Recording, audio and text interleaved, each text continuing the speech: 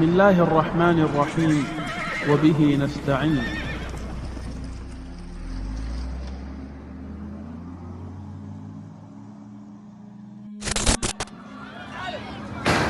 There are gunshots. They know it's first come, first served. A free-for-all. While the supplies are dispatched with military precision, their descent is the last gentle thing about this process. Any sense of order comes crashing down the moment the pallets land in the hellhole that is Gaza. The strongest get stuck in and try to toss items to women relatives who are standing on the periphery of the melee.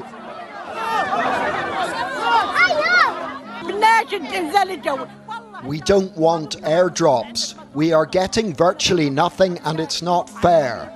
I have an old disabled man at home. Only people with knives get food here, said this woman. As the items left to be retrieved become fewer, the competition becomes more intense. They fight for food like their lives depend on it. The airdrops are highlighting the extent to which chaos now reigns in Gaza, and it means many walk away empty-handed. This is not fair. I've been waiting since 5 this morning.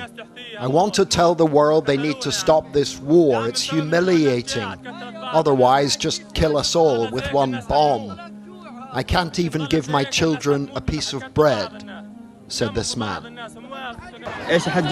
This woman dropped lentils she managed to get and the bag broke. She's trying to sieve out the food stuff. We're trying to get rid of the sand and stones so we can feed the children. Is this enough? Are you joking? They want to kill us, or they want us to kill each other, she said.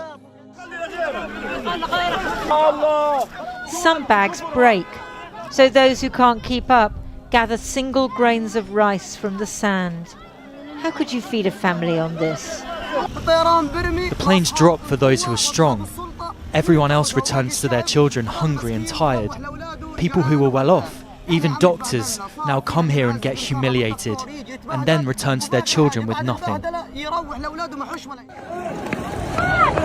يا جماعة احنا في المساعدات صح لي اللي هو شادر وصح لي نص ربطة خبز.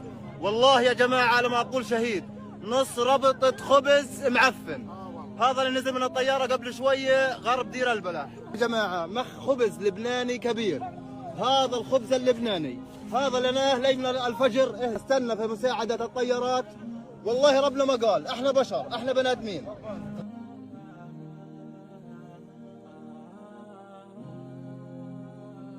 11:30 غرب دير البلح. قسما بالله هذا قمة الإجرام. كل هذول طالعين من بيوتهم لحتى يحصلوا على مساعدة.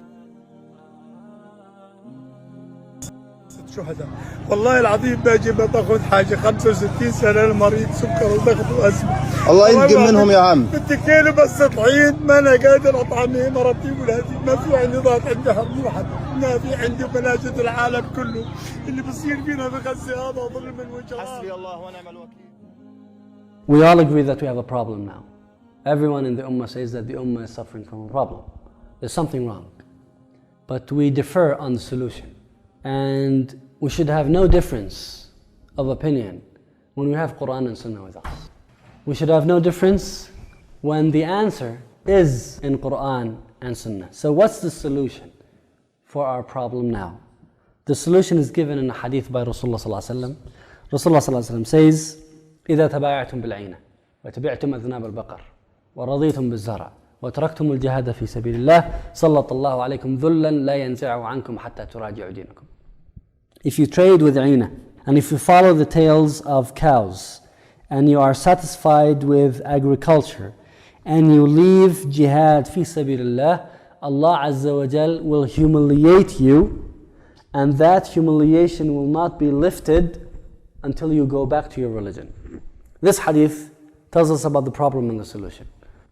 The interesting thing is that the problem that is mentioned in the hadith, some Muslims today say it is the solution. Now what's the problem? Rasulullah ﷺ says when you're busy with business and agriculture and livestock and you leave jihad fi sabilillah, you will be humiliated. Some Muslims say that the only way this ummah can be victorious is if we follow the way of the other nations.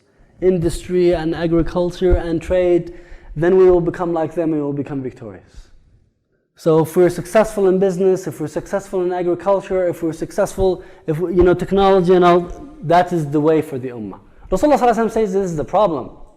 When you're busy with business, إِذَا تَبَايَعْتُمْ بِالْعِينَ وَتَبَعْتُمْ أَذْنَابَ الْبَقَرِ, you follow the tails of cows, you're busy with livestock, with farming and the rest of it. وَرَضِيتُمْ بِالزَّرْعِ, and you're satisfied with agriculture. You have a piece of land and you're cultivating it and that's it. You don't care about what's happening in the world around you. And you leave jihad. Then Allah Azza wa Jal will humiliate you. Some Muslims say that the way forward for the ummah is to distance itself from terrorism and to spend their time in becoming good in business, good in technology and agriculture and the rest. And that is how we can compete with the rest of the world. Rasulullah ﷺ says that is false, that is wrong, and Allah Azza wa Jal will dishonor us if we do that. And then Rasulullah ﷺ says, and there is no way out for you except if you go back to your deen. Now the commentators on the hadith say that going back to your deen here means going back to jihad fi sabilillah specifically. Because Rasulullah ﷺ says, وَتَرَكْتُمُ الْجِهَادِ, you left jihad, then the only way you can go back to your religion is if you go back to jihad fi sabilillah. So jihad becomes equal to the religion. So this is the solution. The solution for the ummah of Muhammad ﷺ to change its situation today is in jihad fi sabilillah. One of the Salaf, and this has been mentioned by Ibn Rajab al-Hanbali, they told him, how come you don't get yourself a farm for you and your family? He said, Allah Azza wa Jal has sent me to kill the farmer and take his farm.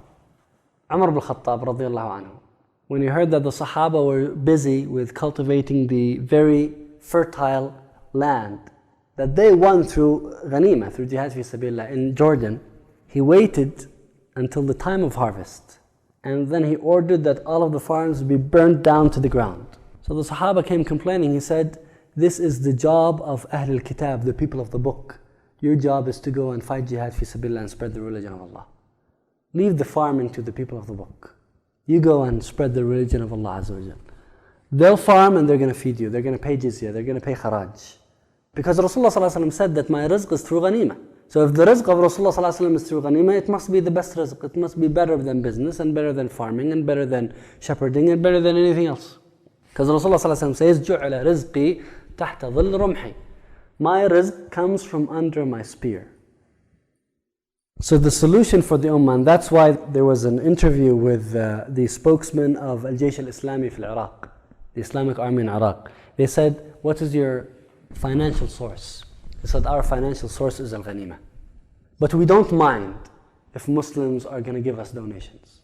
But we're not going to be beggars. We're going to finance our jihad fi sabilillah from ghanima.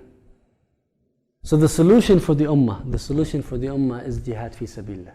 When the ummah revives this ibadah, it's ironical. Subhanallah, jihad fi sabilillah is an irony. Jihad fi sabilillah, people run away from it. Why? Because they see that it's a loss of money and it's also a loss of self. And you could lose your life and you could lose your wealth in jihad fi sabilillah. The irony is that when the ummah fights jihad fi sabilillah, the ummah becomes the wealthiest, and when the ummah is fighting jihad fi sabilillah, the least of this ummah die.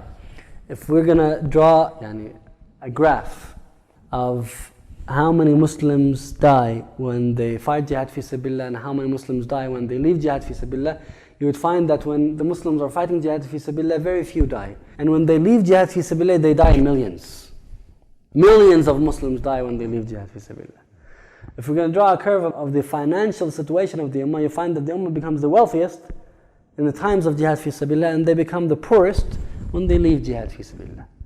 The Islamic State is unique in history. It was the only state in history that did not tax its population.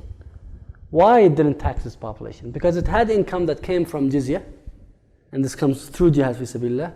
Kharaj, which is the tax on the land that's taken from the disbelievers, and that is from jihad fi sabilillah. And then there's ghanima, and then there's fay. All of these are sources of income that come from jihad, so the government does not have to tax the population anymore. But now, because the Muslim Ummah is not fighting jihad fi sabilillah anymore, they end up taxing the population. And Rasulullah says that taxes are haram. Taxes in Islam are haram. It's not only something that they do, it's haram. And the one who deals in any job that relates to taxes is mal'oon, is cursed. So this is the solution. This is the solution. The solution is right there. It just needs people to wake up and read the simple hadith and follow its meaning. Sallallāhu alayhi wa sallam, Muhammad wa ala alihi wa sahbihi wa sallam, tasliman kathīran.